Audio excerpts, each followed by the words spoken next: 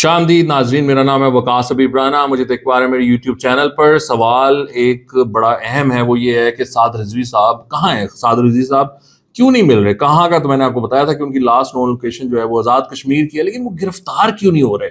उनको गिरफ्तार क्यों नहीं किया जा रहा? तो इस सिलसिले में ज़ाहिर बात है, मैं तो लगा रहता हूँ, हमारा काम ही यही है कि हम लोगों से पता करते रहें, लोगों से बात करते रहें। तो मैंने सोचा कि इस मामले को आई थिंक पंजाब से बाहर निकल कर देखना पड़ेगा। तो मैंने फिर कुछ बड़े लोगों से इस बारे में बात की, उनसे बात हो रही थी मुख्तलिफ इशूज़ पर। तो मैंने उनको पूछा कि कहाँ हैं साद रिजवी साहब? उन्होंने कहा जी वो लोकेशन तो जो आपने कही है वो लोकेशन तो ठीक है, और बाकी जो उनकी गिरफ्तारी का मामला है उस पे मैं आपको थोड़ा सा ब्रीफ करता हूँ। आपको मैं बताता हूँ कि वो गिरफ्तार अभी तक क्यों नहीं हुए उसके। लेकिन उसमें उससे जो कनेक्टिंग चीज़ है वो है मोहसिन नकवी साहब की मुलाकातें मुफ्ती मुनीब के साथ। उन्होंने मुलाकात की और उनको ब्रीफ किया कि हम मसाजिद को बंद नहीं करेंगे, वो मसाजिद जो कि हुकूमत ने टेक ओवर की हैं, जो कि साद रिजवी साहब की पार्टी को बिलोंग करती थी। तो उन्होंने उनको मिलकर बताया कि जी हम चाहते हैं अहले सुन्नत वल जमात इन मसाजिद को चलाए, उनके पास इनका इंतज़ाम आ जाए, हम इनको बंद नहीं करना चाहते, यहाँ पर कोई वक्फा नहीं आया, नमाजें चल रही हैं वगैरह वगैरह वगैरह। उन्होंने काफ़ी उनको चीज़ें, ये तो वो चीज़ें ना जी जो कि मीडिया की चीज़ें हैं या बातें हैं, एक्चुअली उन्होंने मुफ्ती मुनीब को कॉन्फिडेंस में लिया है। आप समझ रहे हैं?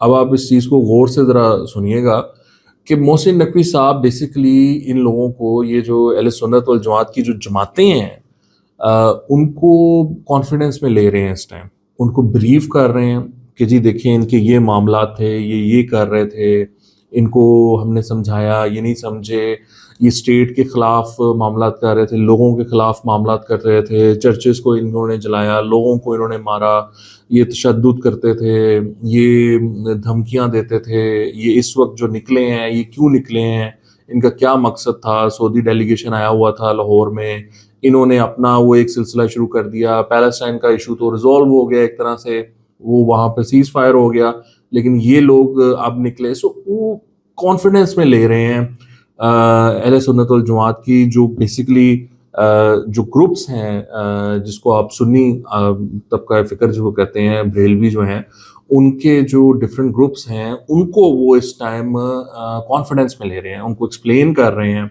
कि हुकूमत ये एक्शन क्यों ले रही है और आगे जो हुकूमत करने जा रही है वो एंड गेम क्या है, ये भी मैं आपको बताऊंगा कि एंड पर क्या होगा, एंड गेम क्या है।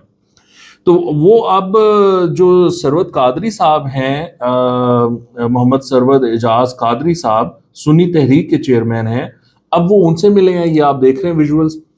तो वो उनसे मिल रहे हैं, क्या मकसद है इनको मिलने का ना, आप सोचें। तो बेसिकली वो फिर जिन साहब से मेरी बात हुई, मैंने फिर उनको थोड़ा सा कुरेदा, मैंने कहा जी ये मोहसिन नकवी साहब किस मिशन पर है? तो उन्होंने कहा you can connect the dots, all dots needs to be connected. ये जो सारा मामला है, ये सारा आप जोड़ेंगे तो ये तैयारी है उस बड़े काम की। मैंने कहा बड़ा काम मतलब गिरफ्तारी, साद रिजवी की गिरफ्तारी हो जाए वो बड़ी बात है, साद रिजवी, अनस रिजवी की गिरफ्तारी हो जाए वो बड़ी बात है। तो उन्होंने कहा नहीं जी नहीं, ये कोई बड़ी बात नहीं है, वो तो हम जब चाहें गिरफ्तार कर लें। मैं कहा अच्छा, ये तो कमाल बात हो गई। तो वो दैट्स नॉट द बड़ी कामयाबी है, बड़ा मामला ये है, फैसला ये हो चुका है, ये जो अहम बात है वो इस जमात के बारे में है और साद रिजवी की जमात के बारे में फैसला ये है कि इसको बैन करना है। अब ये वो वाला बैन नहीं है कि वो बैन कर दिया तो बाकी वो मामला चल रहे हैं अंडरग्राउंड, कहीं ना कहीं से फैसिलिटेशन हो रही है, ये वो वाला मामला नहीं है। ये मतलब सही वाला बैन है, बैन ऐसा कि फिर कुछ भी नहीं चलने देना, सारा मामला इनका रोक देना है। तो सिचुएशन ये है कि eventually this party will be band and that decision has been made, this is a policy decision made by the big boys.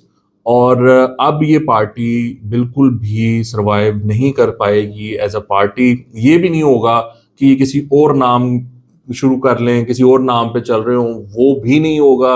आपको पता है कि इनके अकाउंट्स मुंजमद कर दिए गए हैं, फ्रीज कर दिए गए हैं, ان کی جو لافل ان لافل جو جائیدادیں ہیں، جو پیسہ ہے، جو ان کے ایسٹس ہیں، ان سب کو اپنے قبضے میں لے لیا گیا ہے. ان کے جو آفیسز تھے ان کو سیل کر دیا گیا ہے. ان کی جو مساجد تھیں ان کو اپنے تحویل میں لے لیا گیا ہے، اور ان کو اب اہل سنت والجماعت کی جو باقی گروپس ہیں وہ چلا رہے ہیں. ان کو دیا جائے گا. ان کے مدرسے وہ کچھ ان میں سے بند ہیں، ان کو آئی تھنک کھول دیا جائے گا. اور ان کے جو سوشل میڈیا اکاؤنٹس ہیں ان کے خلاف آپریشن ہوا. سو یہ آپ سمجھ رہے ہیں، میں یہ ساری باتیں آپ کو بتاتا آ رہا ہوں. میں نے آپ کو یہ ساری انفارمیشن آپ کے ساتھ شیئر کی ہوئی ہے، لیکن مقصد یہ ہے کہ اس جماعت کو چلنے نہیں دینا. This party will be banned, اور یہ پارٹی آپریٹ نہیں کر سکے گی. This is why Mohsin Naqvi is on a mission. He is going around meeting Ahle Sunnat والجماعت اور جو مطلب بریلوی سنی جو علماء ہیں ان کو مل رہے ہیں، اور ان کو کانفیڈنس میں لے رہے ہیں. ان کو بتا رہے ہیں کہ یہ ہم کرنے جا رہے ہیں اور یہ ہم کریں گے، اور آپ کا اس میں ہمیں سپورٹ چاہیے ہوگا. ہم آپ کے خلاف کچھ نہیں کریں گے. آپ امن پسند لوگ ہیں، آپ اس طرح کے کام نہیں کرتے، آپ نے کبھی اس طرح کا کام نہیں کیا، تو ہمیں آپ سے کوئی پرابلم نہیں ہے. لیکن جنہوں نے کیا ہے، جنہوں نے وائلنس کیا ہے، جو وائلنس کرتے ہیں، جنہوں نے ایک عجیب و غریب معاملہ شروع کر دیا ہے ملک میں، ان کے خلاف ہم ایکشن لیں گے، ان کو ہم نہیں چھوڑیں گے. یہ بیسیکلی وہاں پر ڈسکشنز ہو رہی ہیں. اور آپ بہت جلد دیکھیں گے کہ سعد رضوی صاحب کو گرفتار کر لیا جائے گا. یہ جب ماحول بن جائے گا، سمجھ رہے ہیں آپ، جب ماحول بن جائے گا تو پھر سعد رضوی صاحب کو گرفتار کر لیا جائے گا. He is not in their custody right now.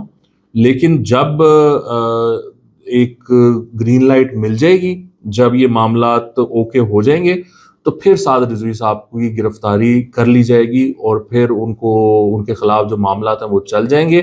لیکن اس سے پہلے یہ میک شور کیا جائے گا کہ ایسا کرنے سے کوئی بیک کلیش نہ آئے. یہ نہ ہو کہ ملک میں جو باقی جماعتیں ہیں اہل سنت کی، وہ کوئی پھر نیا احتجاج شروع کر دیں یا کچھ ہو.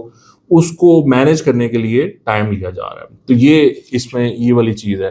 اچھا جی، اس کے علاوہ ناظرین، ایف بی آر نے بڑا زبردست کام شروع کیا ہے. ایف بی آر یہ کر رہا ہے کہ جو سوشل میڈیا انفلوئنسرز ہیں، آپ نے دیکھا ہوگا کہ وہ ٹک ٹاک پہ لگے ہوتے ہیں، انسٹاگرام پر مرسڈیز اور بی ایم ڈبلیوز اور لینڈ کروزرز، آڈیز، وہ ساری دکھانے، اور گھر دکھا رہے ہوتے ہیں عالیشان، اور بڑا جی اپنا میں تو یہاں ٹور پہ ہوں، میں تو یہاں آ گیا ہوں استنبول، یہ وہ سارا کچھ. تو ایف بی آر نے کہا یار یہ ہمیں کیا ضرورت ہے ان کے بینک اکاؤنٹس کی ایکسیس لینے کی، بیکاز دیٹس اے پرابلم. وہ بحث ہے. ایف بی آر کوشش کرتی ہے کہ ہمیں ان کی لوگوں کے بینک اکاؤنٹ کی ایکسیس مل جاتا ہے، کہ ہمیں پتہ چلے ان کے پاس کتنا پیسہ پڑا ہوا ہے، اس کے مطابق پھر ہم ان کو کہیں کہ جی آپ کے پاس تو اتنا پیسہ ہے تو آپ ٹیکس کیوں نہیں دیتے. تو انہوں نے کہا ہمیں کیا ضرورت ہے اس چیز کی، ہم کیوں نہ ہم یہ کریں کہ ہم ان کا جو لائف سٹائل ہے اس پر ان کو ٹریک کرتے ہیں. So F B R is apparently using A I technology to identify individuals who have a high in fact expensive life style, اور اس کو وہ ٹریک کر کے اور پھر they are targeting them and they are going after them. So اب میں دیکھتا ہوں یہ ٹک ٹاک پہ یہ جو بڑی بڑی گاڑیاں اور وہ ساری شو شاہ چل رہی تھی، تو یہ اب کتنے لوگ کرتے ہیں اور اس میں کیا کیا چیزیں اب اور آتی ہیں. اچھا جی، بلٹ پروف گاڑیوں کا بھی مسئلہ حل ہو گیا ہے.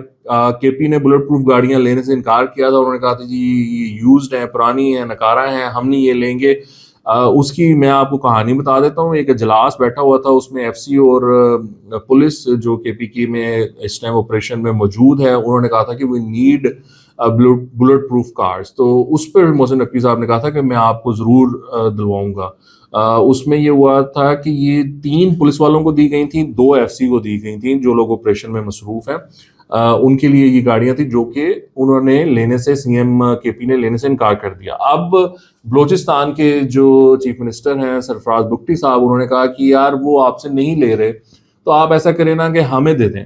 تو محسن نقوی صاحب نے اس وقت ان کے کہا ڈن، لیں جی، یہ اب آپ کے پاس آ رہی ہیں. سو وہ بلٹ پروف گاڑیاں جو کہ خیبر پختونخوا نے لینے سے انکار کر دیا تھا، وہ اب جائیں گی بلوچستان، اور وہاں پر جو لوگ آپریشن کر رہے ہیں اور سینسٹیو ایریاز میں جاتے ہیں، آئی تھنک وہ والے آفیسرز اب وہ یوز کریں گے. ایک اور بڑا معاملہ ہوا ہے جی، پاکستان کی نیوی نے $972 ملین کی ڈرگ وہ پکڑی ہے، اور یہ ایک سعودی لیڈ میریٹائم ٹاسک تھا.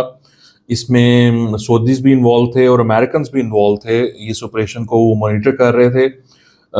یہ پی این ایس یرموک جو ایک ہماری کیریئر ہے، اس نے یہ سارا کام کیا. یہ ایک کمبائنڈ ٹاسک فورس تھی، اس کا نام تھا کمبائنڈ ٹاسک فورس 150، اور یہ بحرین بیسڈ میریٹائم فورسز جو ہیں ان کے ساتھ 39 نیشنز کا ایک الحاق ہے. ان سب نے مل کر یہ والا کام کیا ہے، اور یہ ایک بہت بڑی کامیابی ہے. آف کورس اس میں امریکنز نے بھی پاکستان کا بلکہ تعریف کی ہے. انہوں نے کہا ہے کہ یہ کام کیا ہے. جو یو ایس سینٹ کوم ہے انہوں نے ٹویٹ کیا، اور ٹویٹ کر کے بتایا انہوں نے جو یہ سارے آپریشن ہوا ہے اس کی. انہوں نے کہا کہ U S Central Command congratulates the Saudi led Combined Task Force 150 of Combined Maritime Forces for successfully seizing more than $972 million worth of narcotics over a 48-hour period. Pakistan Navy ship Yarmouk conducted boarding operations of 2 DAWs in Arabian Sea.